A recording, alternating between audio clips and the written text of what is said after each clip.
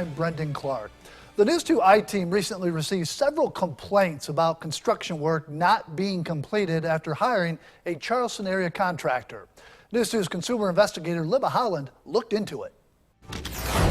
Going through the Charleston County court docket, it seems that there's upwards of 50 people in the last 10 years that have won judgments against Robert Hedgepath. About a year ago, William McArdle, a retired Air Force colonel, hired Robert Hedgepath to build a brick path outside his home on Daniel Island. Seemed like a very nice man. He asked for a $3,000 deposit, so I wrote out a $3,000 check at 4:30 on a Friday afternoon. It was cash before 5 o'clock, and it just gave me a bad vibe. McArdle tried to get Hedgepath to schedule the work to finish the project.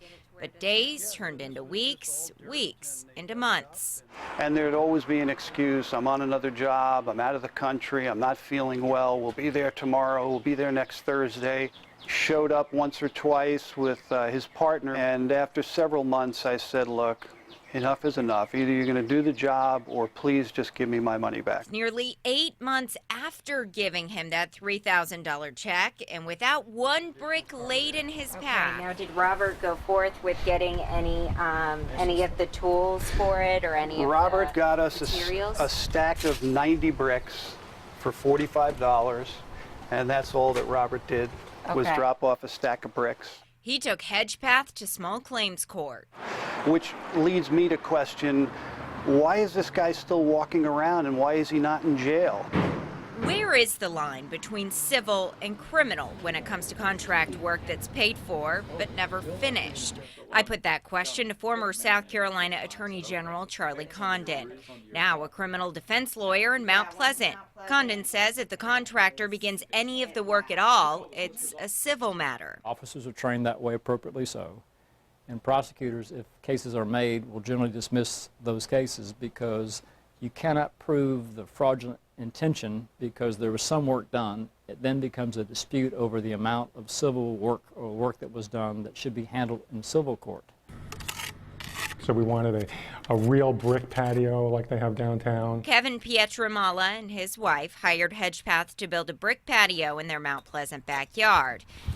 They paid him $6,000 up front. Pietramala says all he did was break up the old patio. The brick we wanted to put in was going to be a 6-week lead time.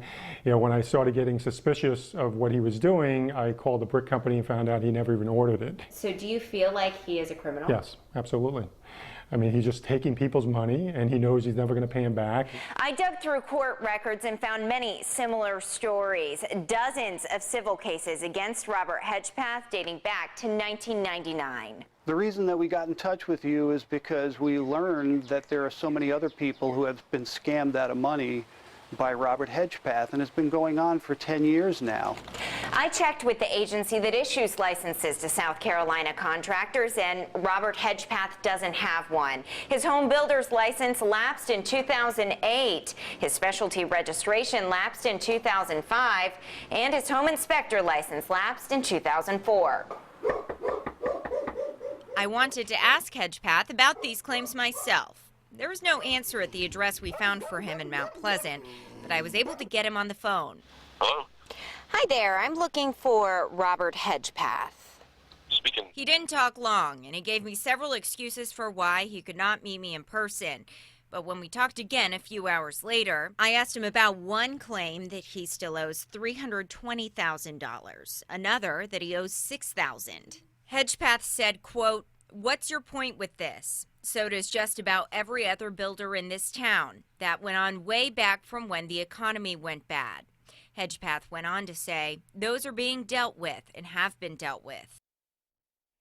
In that same phone conversation, Hedgepath told me that several of the cases against him are now settled.